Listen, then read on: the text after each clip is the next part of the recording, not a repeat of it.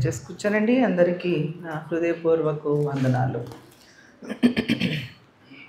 Last week మనము ఏ వాక్యం చెప్పుకున్నాం గుర్తుందా? Isaiah chapter 53. Isaiah chapter 53 starting నుండి కొన్ని వచనాలు మనం చూసుకున్నాం. సో ఇప్పుడు అదే భాగంలో 10వ వచనం ఒకసారి చూద్దామా? అతని నలుగగొట్టుటకు యెహోవాకు ఇష్టమాయెను, ఆయన అతనికి వ్యాధి కలుగ చేసెను, అతడు తన్ను తానే అపరాధ పరిహారార్థ బలి చేయగా అతని సంతానం చూచును, అతడు దీర్ఘాయుష్మంతుడగును,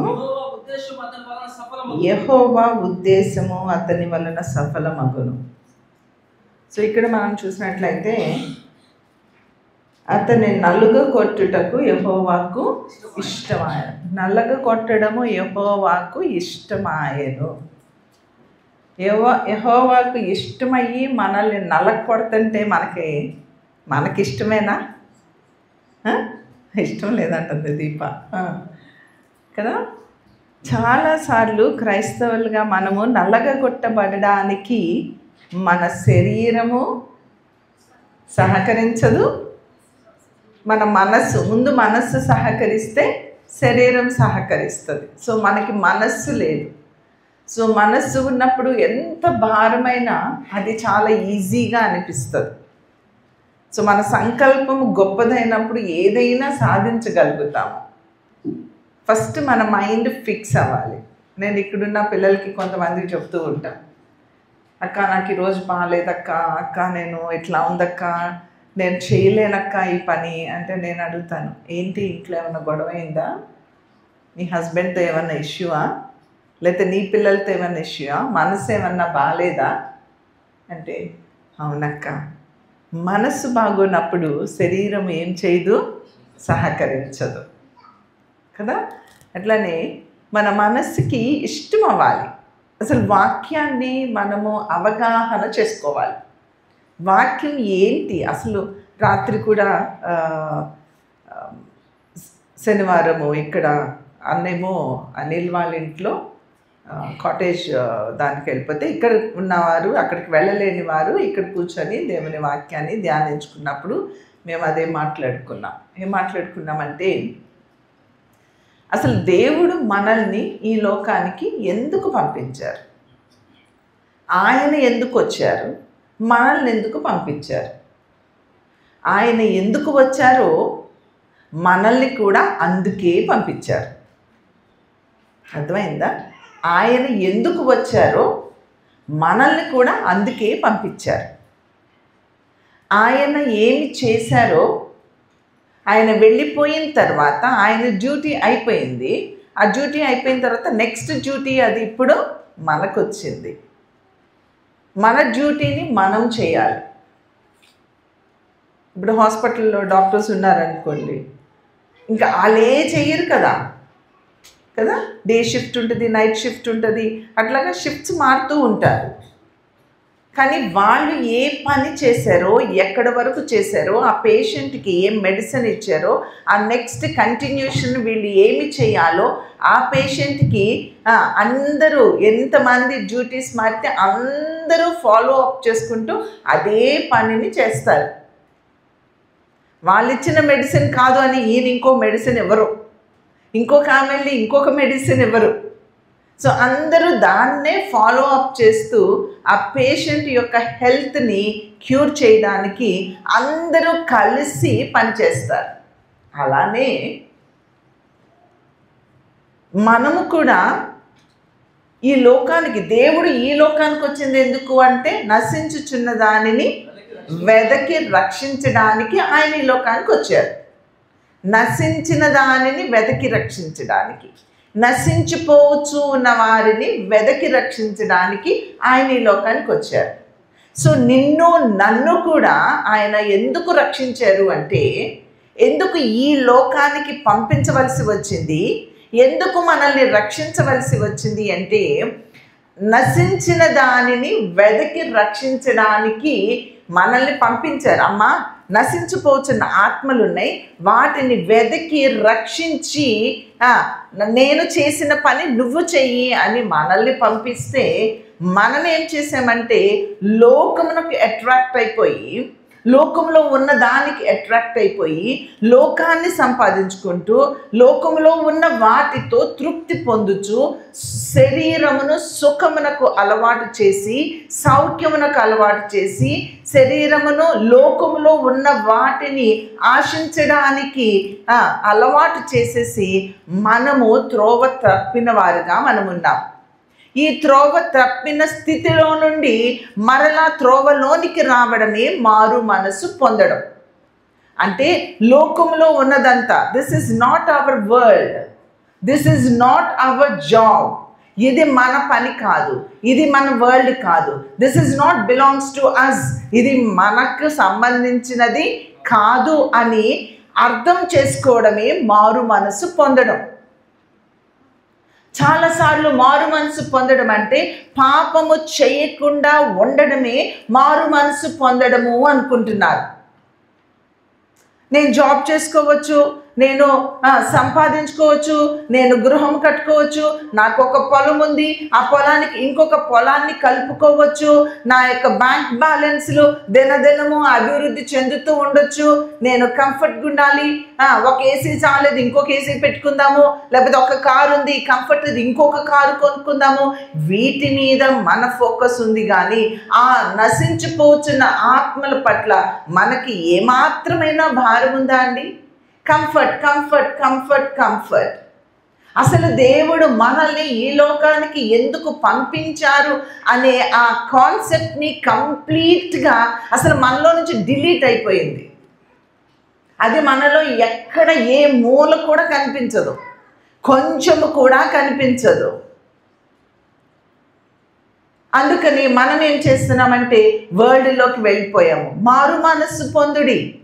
యోహాను ఈ లోకానికి బాప్తిస్మిచ్చి యోహాను వచ్చి ఏం చెప్పారు? మారు మనసు పొందుడి, మారు మనసు పొందుడి, దేవుని తట్టు తిరగండి, మారు మనసు పొందండి, లోకము తట్టు నుండి దేవుని తట్టు తిరగండి అని చెప్పి చెప్పి చెప్పి ఈ రోజుకి చెప్తూనే యాజకులు బోరలు ఊదుతూనే ఉన్నారు. కానీ మనము మాత్రము కేకలు వేయడము, మన నోరు తెరవడము, వర్షిప్ చేయడము, పాటలు పాడడము, ఆరాధించడము, ప్రార్థించడము, కన్నీరు కార్చడము, పశ్చాత్తాపడము అస్సలు ఏమీ లేవండి.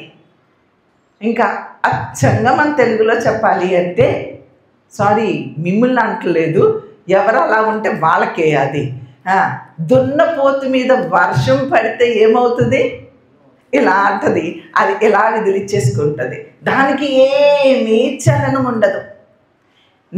నేను ఎన్నో మార్లు అనుకుంటూ ఉంటాను, ఏసీ దగ్గరికి వెళ్ళి డాడీ చిచ్చి నాకు అసలు సిగ్గే లేదు. ఈరోజు కూడా అక్కడ కూర్చొని పాటలు పాడుతూ ఉంటే ఆ పాటలోని అర్థాన్ని తీసుకుంటూ, అరే ఎంతగా అర్థవంతమైన పాటలు పాడుతున్నాము, ఎంతగా దేవుణ్ణి ప్రేమిస్తున్నాము అని చెప్తున్నాము. ఆ ప్రేమను అది అనుభవిస్తూ ఉన్నామా అని ఆలోచిస్తూ నేను అనుకున్నాను. ఇదివరకు ఖచ్చితంగా ఒక టైం ప్రకారము మందిరంలోకి వచ్చి కూర్చొని, మందిరం వేయినప్పుడు టెర్రస్ ఇది కదా, దీని మీదకి వచ్చి కూర్చొని ప్రార్థన చేస్తూ ఉండేదాన్ని. ఇప్పుడు ప్రార్థన చేస్తున్నానులే అనుకుంటున్నాను కానీ ఒక క్రమాన్ని పాటించట్లేదు. ఈరోజే అక్కడ కూర్చొని పాటలు పాడుతూ అనుకున్నాను, ఈ దినము నుంచి మరలా నేను క్రమాన్ని పాటించాలి, దేవునిని కలవడానికి, దేవునితో మాట్లాడడానికి, దేవుని ప్రేమను ఆస్వాదించడానికి, దేవుని ప్రేమను నాలో నింపుకోవడానికి అని ఒక నిబంధన చేసుకున్నాను. సిగ్గులేని బ్రతుకుతూ ఉంటామండి ఒక్కొక్కసారి. ఎన్ని వాక్యాలు వింటున్నా, దేవుడు మనతో ఎంత మాట్లాడుతూ ఉన్నా, నా ద్వారా మీతో మాట్లాడుతున్నాడని నేను అనుకోను. ఇక్కడ నిలబడి మాట్లాడుతున్నా, నాతోనే దేవుడు మాట్లాడుతున్నాడు. This is for me. నేను చాలాసార్లు చెప్పాను ఈ మాట. ఇన్నిసార్లు దేవుడు మనతో మాట్లాడుతూ ఉన్నా మన చెవిని ఆయనకు ఇవ్వలేని వారుగా ఉన్నాము. మన చెవిని ఆయనకు ఇవ్వలేని వారుగా ఉన్నాము. నాకు ఆ రెఫరెన్స్ గుర్తులేదు, కానీ చెవిని ఇవ్వలేదు అంటే నాకు ఒక మాట గుర్తొస్తూ ఉంది. దావీదు అంటాడు ఆ కీర్తనలో మాట్లాడుతూ, నా చెవిని నీకు ఇచ్చానయ్యా అంటాడు. అక్కడ చెవిని ఇచ్చాను అనే సందర్భం ఏమీ అక్కర్లేదు, కానీ ఆ చెవిని ఇచ్చాను అని ఉంది. ఏంటో ఇది ప్రత్యేకంగా ఉందని దాని మీద నేను కొంచెం చదివినప్పుడు నాకు అర్థమైంది ఏంటి అంటే, ఇదివరకు సర్వెంట్స్ వాళ్ళు 6 years తర్వాత వాళ్ళని రిలీజ్ చేసేయాలి, పంపించేయాలి. ఇంకా నువ్వు రిలీజ్ అయిపోయావు, వెళ్ళిపో, నవ్ యు ఆర్ ఫ్రీ అని చెప్పి ఆ సర్వెంట్ని వదిలేయాలి, కంటిన్యూగా ఉంచుకోకూడదు. అయితే ఆ సర్వెంట్ ఆ మాస్టర్ దగ్గరికి వెళ్ళి, ఇంకా నాకెవరున్నారయ్యా, నాకెవరూ లేరు, నేను ఎక్కడికి పోను, నువ్వే నాకు మాస్టర్వి, ఎప్పటికీ నేను నీతోనే ఉంటాను అని తను నిబంధన చేసుకున్నట్లయితే ఆ మాస్టర్ ఏం చేస్తాడంటే ఆ సర్వెంట్ని తీసుకెళ్ళి ఆ గడప దగ్గరికి వెళ్ళి ఆ గడపలో ఈ చెవిని పెట్టి మేకు పెట్టి అలా కొడతాడనమాట. అప్పుడు అది హోల్ పడిపోతుంది. ఆ హోల్ అలా ఉండిపోతుంది ఆ చెవికి. ఆ హోల్ చూసినప్పుడు అందరికీ అర్థమయ్యేది ఏంటి అంటే వీడు లైఫ్ లాంగ్ ఈ మాస్టర్కి సర్వెంట్గా అప్పగించుకున్నాడు అని అర్థం అన్నమాట.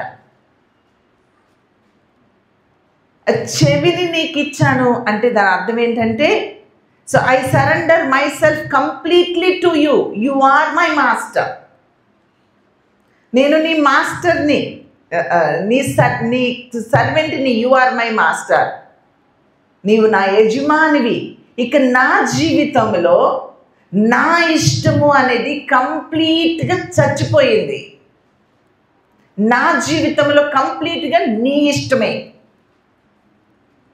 అలాగా మన చెవిని దేవునికి, మన మాస్టర్ ఎవరండి, ఆయనకు అప్పగించేసేయాలి. అప్పుడు ఇక మన చిత్తము అనేది మనలో కంప్లీట్గా చచ్చిపోతుంది.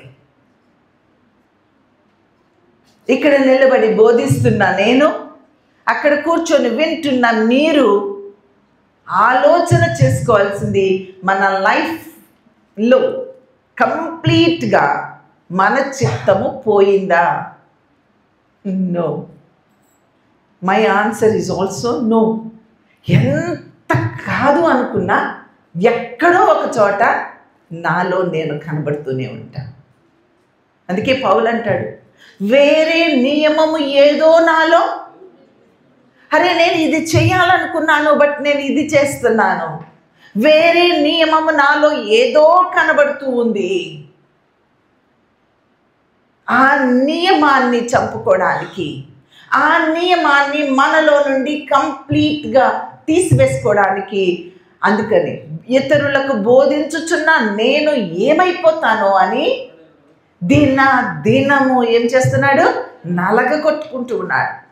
దేవుని సన్నిధిలోనికి వెళ్ళి దినము, అరే ఎవరో నలగ కొట్టడము కాదు, నిన్ను నీవే ఏం చేసుకోవాలి, నలగ కొట్టుకోవాలి. కంఫర్ట్స్గా అలవాటైన మనము చెమట కార్చడానికి ఎక్కడ అలవాటు పడతామండి?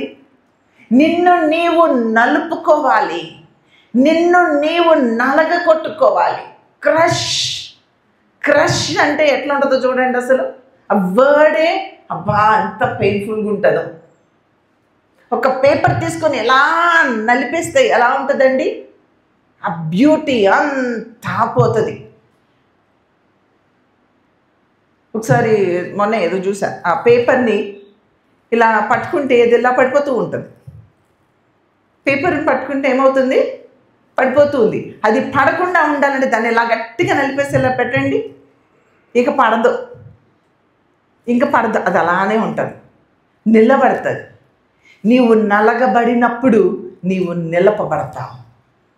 క్రీస్తులో నీవు నలగడమని నేర్చుకోగలిగితే అప్పుడు ఏమవుతావో తెలుసా, పాపములో పడిపోవండి, లోకములో పడవు, పాపములో పడవు, ధనములో పడవు, పేరులో పడవు, ప్రఖ్యాతిలో పడవు. You don't mind anything. నువ్వు అలా నిలబడే ఉంటావు. 1000 మంది వచ్చి నిన్ను తోసినా, 10,000 మంది వచ్చి నిన్ను పడద్రోయాలని ప్రయత్నించినా యు ఆర్ స్ట్రాంగ్. ఎప్పుడో తెలుసా? నలపబడినప్పుడు. అందుకే ఇక్కడ దేవునికి ఇష్టమైందంట క్రీస్తును నలపడము. తండ్రికి ఇష్టమైంది యేసు ప్రభువుని నలపడము. మనము తండ్రి యొక్క కుమారులము కాబట్టి, కుమార్తెలము కాబట్టి మనల్ని కూడా ఆయన ఏమి చేయాలని ఇష్టపడుతూ ఉన్నారు. కానీ మనం పారిపోతూ ఉన్నాం. అమ్మో ప్రభా, నలపొద్దు నలపొద్దు నలపొద్దు, నాకు నలగడం ఇష్టం లేదు, నాకు చెరగడం ఇష్టం లేదు, నేను ఇలానే ఉండాలి. ఇంకా నీకు నా మీద ప్రేమ ఎక్కువ కదా, నా తండ్రివి కదా, కాబట్టి నాకు ఇంకా కంఫర్ట్స్ ఇవ్వు.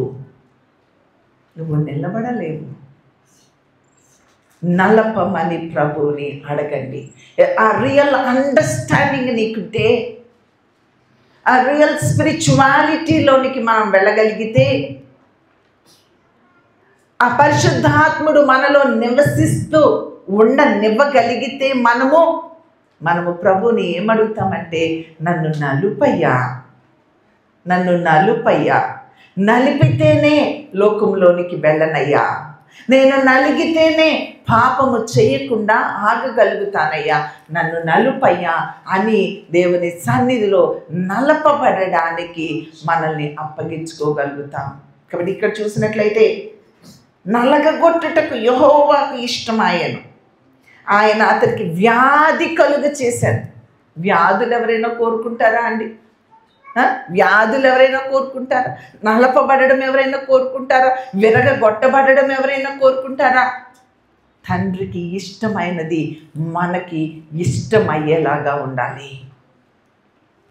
చూడండి, యోహాను సువార్త 16:33లో మనం చూసినట్లయితే శ్రమ గురించి మనకి కనబడుతుంది. నా యందు మీకు సమాధానము కలుగునట్లు ఈ మాటలు మీతో చెప్తున్నాను. లోకములో మీకు శ్రమ కలుగును. ముందే చెప్తున్నారండి. It's already written. లోకములో మీకు శ్రమ కలుగును. మీకు సమాధానం కావాలా? మీరు శ్రమ గుండా వెళ్ళండి. మీకు శ్రమ, లోకములో మీకు శ్రమ అయినా ధైర్యము తెచ్చుకోండి. నేను లోకాన్ని జయించాను, మీరు లోకాన్ని జయించగలుగుతారు. తండ్రి బాటలో నడవాలి. మనకి కొన్ని పిక్చర్స్ ఉంటాయి కదా, ఒక పెద్ద పాదము, ఆ పాదములో చిన్ని పాదము. ఈ భూమి ఆయనకు ఏంటంట? పాదపీఠము. అంటే అంత పెద్ద పాదము. ఆ పాదములో నీ చిన్ని లేత పాదము, ఆ పాదములో నీ పాదము పడాలి. ఆ పాదమును దాటి నీ పాదము బయట పడకూడదు. ఆ పాదములో నీ పాదము, ఆయన బాటే నీ బాట, ఆయన తలంపే నీ తలంపు, ఆయన చిత్తమే నీ చిత్తము, ఆయన ఇష్టమే నీ ఇష్టము, ఆయన శ్రమ నీ శ్రమ, ఆయన బాధ నీ బాధ. బాగా ప్రేమించుకున్న భార్య భర్తలు ఉన్నారనుకోండి, భర్తకి కష్టమైతే నువ్వే ఇచ్చేస్తావు. ఒకసారి మా డాడీకి ఫీవర్ వచ్చింది. మా డాడీ టాబ్లెట్స్ వేసుకోరు.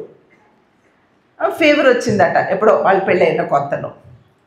ఫీవర్ వస్తే మా మమ్మీ టాబ్లెట్ తీసుకెళ్ళి వేసుకోండి వేసుకోండి వేసుకోండి అని బ్రతిమలాడుతుంటే, అమ్మ నేను టాబ్లెట్స్ వేసుకోను, నాకు అలవాటు లేదు, తగ్గిపోతుందిలే అంటున్నారంట. ఇదిగో నువ్వు వేసుకోకపోతే నేను వేసేసుకుంటా, వేసేసుకో అన్నారంట. వేసేసుకున్నారు. అంటే ఏంటి అక్కడ? ఆ ప్రేమ కదా. అరే నా భర్తకి ఫీవర్ తగ్గాలి, నా భర్తకి కష్టమైంది, నా భర్త ఇబ్బందిలో ఉన్నాడు, నా భార్య ఇబ్బందిలో ఉంది, నా బిడ్డలు ఇబ్బందిలో ఉన్నారు, మనకి ప్రియులైన వారు కష్టపడుతుంటే ఆ కష్టము మన కష్టంగా ఫీల్ అవుతాం. ఒక్కొక్కసారి అంటాం, అబ్బా నాకు కొంచెం ఆరోగ్యం ఉంది, నాకు కొంచెం స్ట్రెంగ్త్ ఉంది, నేను తట్టుకోగలను, నాకు వస్తే బాగుండు కదా, వాళ్ళకెందుకు వచ్చింది శ్రమ అనుకుంటూ ఉంటాం ఒక్కొక్కసారి. అరే నా బిడ్డలకి రాకుండా నాకు వస్తే బాగుండేదే. కరోనా వచ్చినప్పుడు చాలామంది అట్లానే ఫీల్ అయ్యారు కదా. అలా వాళ్ళు కష్టపడిపోతుంటే మనకి కష్టమైపోతూ ఉంటుంది. అలానే తండ్రి యొక్క కష్టము, దేవుని యొక్క నల్లగడ్డ, అది అరే అంటే దేవుని మీద ప్రేమ ఉన్నప్పుడు నువ్వేమంటావు, నేను నలపబడతాను. అరే యేసయ్య నువ్వు ఒక్కడివే ఎంత శ్రమ పడిపోతున్నావు, నీతో పాటు నేను కూడా శ్రమ తీసుకుంటాను. అరే నశించుచున్న ఆత్మల పట్ల ఎంత నీ ప్రాణం సహితం పెట్టేశావు, నేను కూడా నా ప్రాణం సహితం పెట్టేసి అరే వెళ్ళిపోతాను, ఆత్మల్ని రక్షిస్తాను. ఆయన ఎందుకు వచ్చారో మనం అందుకే వచ్చాం. ఆయన ఇల్లు కట్టుకున్నారా, ఆయన కారు కొనుక్కున్నారా? మనకి పెద్ద పెద్ద ఇల్లు కారు నాకే ఉన్నాయి కదా. ఇలాంటి మందిరం ఏమన్నా కట్టారా? పెద్ద మందిరం, ప్రపంచంలోనే అతి పెద్ద మందిరాన్ని ఏమన్నా కట్టారా? యేసుప్రభు కదా. ఏమీ చేయలేదండి. ఇవన్నీ ఏమి సూచిస్తాయో తెలుసా? మన ప్రైడ్ని సూచిస్తాయి. నేనెంత మందిరం కట్టా, నా చర్చ్కి ఎంతమంది వస్తున్నారు, నేను ఎంత ఇల్లు కట్టుకున్నా, నాకెంత పెద్ద కారు ఉంది, వెనకాల నా బైబిల్ పట్టుకొని ఇంకొకడు వస్తారు, లేక ఇంకో ఏంటండి ఫాల్స్ ప్రైడ్ ఇదంతా. దేవుని యందు సంతోషించవలసిన క్రైస్తవులమైన మనము, బోధకులమైన మనము, దేవుని బిడ్డలమైన మనము ఉండవలసిన త్రోవను విడిచి సాతాను యొక్క త్రోవలో వెళ్ళిపోతూ అదే భక్తి అనుకొని, అదే సేవ అనుకొని, అదే ఏదో అనుకొని మనము ముందుకు వెళ్ళిపోతూ ఉన్నాము. అవన్నీ వద్దు అంటలేదు, అవన్నీ దేవుడే ఇస్తాడండి. వాటి కోసం ప్రయాసపడకుండా దేవుడే వాటిని నీకు ఇస్తే అవి ఉన్నా ఒకటే, నీ జీవితంలో లేకపోయినా ఒకటే. అనేక మారులు వాటి వెనకాల నువ్వు పడకు, దేవుడే నీకు అన్ని అనుగ్రహిస్తాడు అవసరతను బట్టి. Enjoy, but when he take it back, live it. కొంచెం కూడా పెయిన్ లేకుండా వదిలేస్తావు. దేవుడు ఆశీర్వదిస్తాడు, దేవుడు ఇస్తాడు, నేను తలగా చేస్తాడు, నీకు ఉన్నతమైన ఇస్తాడు. తూర్పు దిక్కంతట్లో ఉన్నతమైన వ్యక్తిగా దేవుడు నిన్ను చేయొచ్చు. But you don't run behind the money. దేవుడు ఇస్తే తీసుకో, లేకపోతే అక్కర్లేదు. ఆయన నలపడానికి ఇష్టపడినప్పుడు నలగడానికి ఇష్టపడు. ఆయన లోకాన్ని జయించారు, మనము కూడా లోకాన్ని ఏం చేయాలి, జయించాలి. అక్కడే చూడండి, యోహానులోనే మనకి 15వ అధ్యాయము 18వ వచనంలో కూడా చక్కని మాటలు మనకి కనపడతాయి. లోకము మిమ్మును ద్వేషించిన ఎడల మీకంటే ముందుగా నన్ను ద్వేషించారు. He is our role model. ఏంటి ఇది లోకం, యేసయ్య చూడు ద్వేషించారు నన్ను, వీళ్ళందరూ అర్థం చేసుకోవట్లేదని ఏసీ దగ్గరికి వెళ్ళాం. అప్పుడు ఏసీ అరే నన్ను ద్వేషించారు రా, it's okay, don't cry, let them, ద్వేషించని, ఏం పర్లేదు, నువ్వేమీ ఆడవద్దు.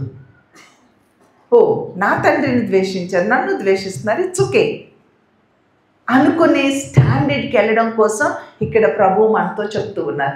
నన్ను ద్వేషించారు, నిన్ను ద్వేషిస్తారు.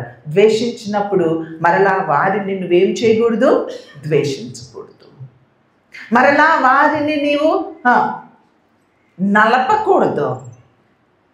నీవే నలపబడడానికి అప్పగించుకో. మరలా నోరు తెరిచి వారి గురించి మనం ఏమీ మాట్లాడక్కర్లా. కనీసం హృదయంలో కూడా మనం ఏం చేయకూడదు, ఆలోచించకూడదు. కాబట్టి లోకము మనల్ని ద్వేషిస్తుందంటే ముందుగా దేవుణ్ణి ఏం చేసింది, ద్వేషించింది అని అర్థం చేసుకోండి. ఎందుకు ద్వేషిస్తుందో తెలుసా? లోకములో నుండి మనల్ని ప్రత్యేకపరుచుకున్నారు.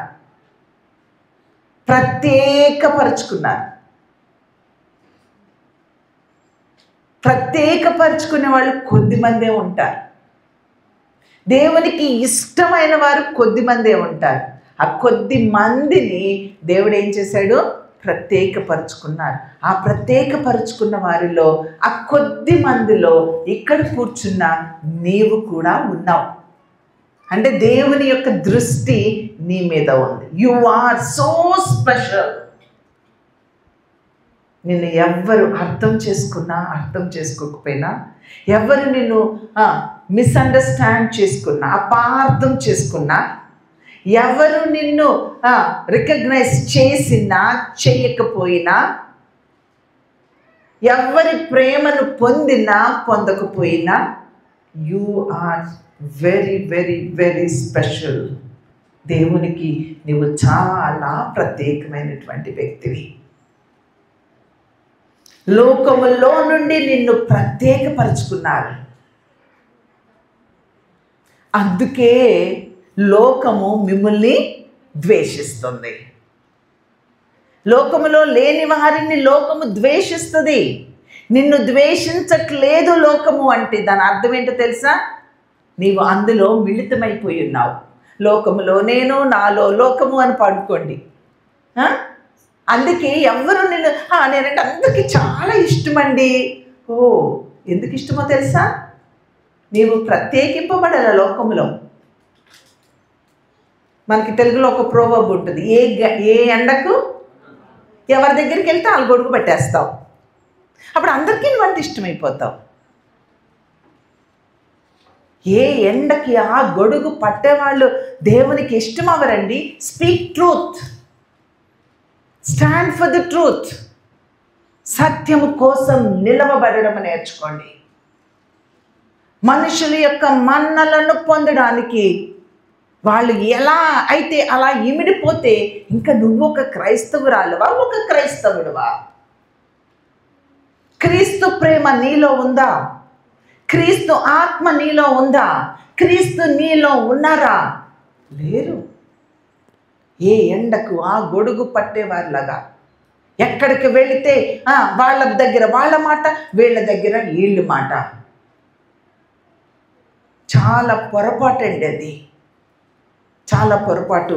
అలాంటి పరిస్థితుల్లో మనం ఉండకూడదు. లోకము మనల్ని ద్వేషిస్తుంది అంటే దాని అర్థం ఏంటంటే నువ్వు లోకముతో ఏకీభవించట్లేదు, అబద్ధికుడితో ఏకీభవించట్లేదు, వ్యభిచారితో ఏకీభవించట్లేదు, ఊసరవల్లితో ఏకీభవించట్లేదు. ఊసరవల్లి అంటే తెలుసా? రంగులు మార్చే వాళ్ళతో, రంగులు మార్చే వాళ్ళతో ఏకీభవించకూడదు. నువ్వు పాపులతో, దుష్టుల ఆలోచన చొప్పున, పాపుల మార్గమున, అపహాసకులు కూర్చుండి చోటున. ఎప్పుడు నేర్చుకున్నావండి? ఒక క్రైస్తవుడిగా, క్రైస్తవురాలుగా ఈ వాక్యము చిన్నప్పుడు నేర్చుకున్నావు. ఇప్పటికీ అది నెరవేర్చవు. దుష్టుల సహవాసమే చేస్తావు. అపహాసకుల దగ్గర కూర్చొని నవ్వాలి. ఎందుకు? డర్టీ జోక్స్ అన్నీ పెట్టుకొని ఎదుటి వారిని కించపరుస్తూ నీవు నవ్వుకుంటూ నీవు ఆనందం పొందుతావా? ఎంత భక్తిహీనత, ఎంత భక్తిహీనత! భక్తులమని చెప్పుకుంటున్న మనలో ఎంత భక్తిహీనత ఏలుబడి చేస్తుందో ఆలోచించండి. కాబట్టి నేను మిమ్మల్ని లోకములో నుండి ఏర్పరచుకుంటుని, అందుచేతనే లోకము మిమ్మల్ని ద్వేషిస్తూ ఉంది. 22వ వచనం కూడా చాలా చక్కగా ఉంటుంది. నేను ముగిస్తాను, చూడండి. నేను వచ్చి వారికి బోధింపకుండిన ఎడల వానికి పాపము లేకపోవును. ఇప్పుడైతే వారి పాపములకు మిష లేదు. దేవుడు చెప్పాడు కాబట్టి మనకి గిల్ట్ అనేది స్టార్ట్ అయ్యింది. ఆ గిల్టీ అనేది మనలో ఉంది. నువ్వు అది చేయకపోతే ఆ గిల్ట్ నీకు ఉండదు.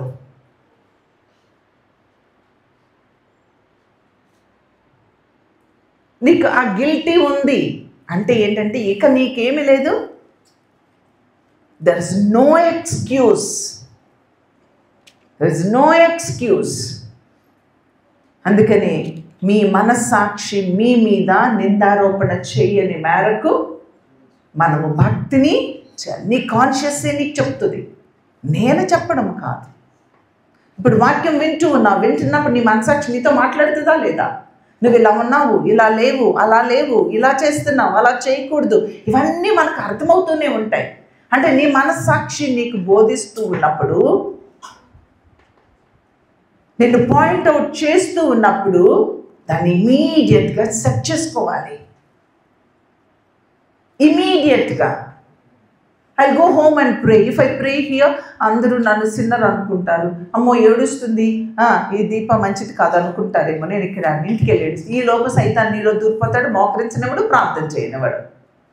జీవితకాలం ప్రార్థన చెయ్యవు, పశ్చాత్తాపడవు, విడవవలసిన దాన్ని విడవవు. నేను ఎప్పుడు వెనకాల కూర్చున్నట్లు ఏడుస్తూ ఉండేదాన్ని. ఎవరో చూసి, ఏంటి పాస్టమ్మ పద్దాక ఏడుస్తుంది, ఆమె అన్ని పాపాలు ఏం చేసింది ఏంటి అన్నారంట. అవును, పాపులలో ప్రధాన పాపిని, ఎప్పటికీ పాపినే, ఇప్పటికీ ఏడవాలి. ఆ శరీర నైజము అనేది ఆ శరీరములో నుంచి పోవాలి అంటే శరీరము చచ్చే వరకు అది పోదు. కాబట్టి నలగ కొట్టుకుంటూనే ఉండాలి, ఏడుస్తూనే ఉండాలి. నువ్వు ఏడవట్లేదు అంటే, ఈ రోజుల్లో మేకప్లు వేసుకొని వస్తున్నారు కదా, మేకప్ కరిగిపోద్ది, పౌడర్ అంతా ఏమైపోద్ది, ఇలా కన్నీరు కార్చినప్పుడు ఆ చారు ఇలా ఉండిపోద్ది కదా, అప్పుడు నీ బ్యూటీ అంతా పోతుంది. నరకంలో చూపించుకుంది కానీ ఆ బ్యూటీ అంతా దాచుకో. కళ్ళు వాసిపోవాలండి. నీ పౌడర్ కూడా, ఇప్పుడు మరి మేకప్ వేస్తున్నారు లేదు కదా, మేకప్ చెరిగిపోవాలి. మేకప్ అలవాటు లేని వాళ్ళు నీ పౌడర్ కూడా చెరిగిపోవాలి. నీ కళ్ళు కూడా వాసిపోవాలి. ఏడిస్తే ఎంత అందంగా ఉంటావు, ఒకసారి ఏడ్చి చూడు. క్రీస్తునందు క్షమాపణ పొందడానికి పశ్చాత్తాపడిన హృదయాలు ఎంత తేటగా ఉంటాయో తెలుసా, ఎంత వెలుగుతూ ఉంటాయో తెలుసా. ఆయన యొక్క ముఖకాంతి మన ముఖంలో కనిపిస్తూ ఉంటుందంట. That is the beauty. నలపబడడంలో బ్యూటీ ఉంది. ఆ బ్యూటీని నువ్వు అర్థం చేసుకోలేకపోతూ ఉన్నావు. దయచేసి ఆలోచించండి. ఎక్కడ ఎక్కడ ఎక్కడ భక్తిలో వెతుక్కుంటూ వెళ్ళు. ఎక్కడ నేను పడిపోయాను, ఎక్కడ నలిగిపోయాను, ఎక్కడ పాపములో ఉన్నాను, నా స్వభావం ఏంటి. నీ ఇంద్రియాలను పరిశీలన చేసుకో. దావీదు చెప్పినట్లుగా నా అంతరింద్రియాలను పరిశోధించు ప్రభువా. కూర్చుండడం పరిశోధించు ప్రభువా. పడుకోవడంలో ఎక్కడన్నా పొరపాటు ఉందేమో పరిశీలన చేయి ప్రభువా. అరే ఎంతగా పరిశోధన చేసుకోవాలి నిన్ను నువ్వు. వెతికి వెతికి నాలో ఏమన్నా లోపం ఉందేమో నాకు చూపించు ప్రభువా అని కన్నీరు కార్చవలసిన నీవు, ఏడ్చి ఏడ్చి ఏడ్చి సొక్కిపోయి అట్లా పడిపోవలసిన నీవు అస్సలు నలగవు ప్రాంతంలో. దేవుని ఆత్మ ఎలా మనలోనికి వస్తుందండి? ఎలాగ నీవు ఈ పరిస్థితులన్నిటినీ, లోకాన్ని జయించగలుగుతావు? ప్రభు అంటున్నారు, నేను జయించాను. మీకు శ్రమ కలుగుతుంది, ధైర్యం తెచ్చుకోండి అన్న మనకి చెవులు వాసిపోయేలాగా చెప్తారు. రాకడ సమీపంగా ఉంది, సిద్ధపడండి అని. అన్నీ తెలిసిన సిద్ధపాటు లేని వారిగానే బ్రతుకుతూ ఉన్నామా?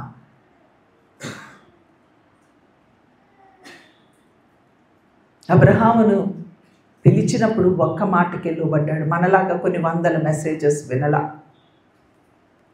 జక్కయ్యను పిలిచినప్పుడు ఒక్క మాటకే లోబడ్డాడు. సిలువ మీద ఉన్న దొంగ ఒక్క మాటకే లోబడ్డాడు. ప్రసంగాలు ఏం చేయలేదండి. మాటకే, పిలుపుకే, స్వరానికే నువ్వు విధేయత చూపించే వ్యక్తివైతే ఒక్క మాటకే విధేయత చూపిస్తావు.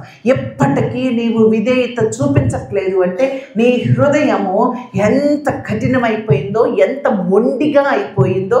ఆ సముద్రంలో రాళ్ళు కొన్ని సంవత్సరాలు, తరాలను బట్టి దొర్లి నున్నగా తయారైన క్రైస్తవుల్లాగానే ఉన్నాము తప్ప ఆ రాయిని బయటకు తీసి పగల కొడితే ఒక్క డ్రాప్ ఆఫ్ వాటర్ ఉండనట్లుగా ఎంత మాత్రము లేశమైనా భక్తి లేని వారిగానే. పరిశుద్ధత లేని వారు కానీ, విధేయత లేని వారు కానీ, తగ్గించుకోలేని వారు కానీ, ఆత్మల పట్ల బర్డెన్ కలగలేని వారుగానే కనబడుతూ ఉన్నాం. నశించిన దానిని వెదకి రక్షించడానికి దేవుడు నిన్ను నన్ను పిలిస్తే ఒక్క ఆత్మను రక్షించావా చెల్లి తమ్ముడు? నీ ద్వారా ఒక్కరినన్నా, నీ ఆఫీస్లో నుంచి ఒక్కరిని తీసుకొచ్చావా మందిరానికి ఇన్ని సంవత్సరాల నుంచి? నీ నైబర్స్ని, నీ ఫ్రెండ్స్ని ఎవరినన్నా మందిరానికి తీసుకొచ్చావా? నేనే టైంకి రానండి, ఇంకెవరిని తీసుకొస్తానండి? ఇంకా ఆ స్టేజ్లోనే ఉంటే మనకి పరలోకం ఉంటుందా ఉండదా? మనమే నిర్ణయించుకోవాలి. మన బర్డెన్ ఏమై ఉండాలి అంటే, మనం ఈ లోకానికి వచ్చింది ఎందుకు అంటే నశించుచున్న ఆత్మలను రక్షించడానికి. ఆ కార్నర్ని కంప్లీట్గా ఒక మూలలో నెట్టేసామో, మూలలో అయినా ఉందో లేదో ఇంటి బయటికి నెట్టేసామేమో, మన థాట్స్లోనే లేకుండా, మన బాడీలోనే లేకుండా బయటకు ఉండు నువ్వు అని తలిపేసేసి ఉంటావు దేవుడికి, దేవుని యొక్క థాట్కి. అందుకే మనసు కూడా వాత వేయబడిన మనస్సాక్షి అంటే ఇక నీకు ఆ కాన్షియస్ కూడా నీకేమీ ప్రిక్ చేయదు అనమాట. Completely I'm okay. జాగ్రత్త ప్రియ చెల్లి, ప్రియ తమ్ముడు. ఈ ఉదయకాల సమయంలో ప్రభు మనతో మాట్లాడుతున్నాడు. మనల్ని లోకానికి పంపించింది ఒక ప్రత్యేకమైన వ్యక్తిగా నిన్ను నన్ను ఎన్నుకున్నది నశించుచున్న ఆత్మలను రక్షించడానికి తప్ప మరొక దానికి కాదు. ప్రార్థన చేసుకుంటాం.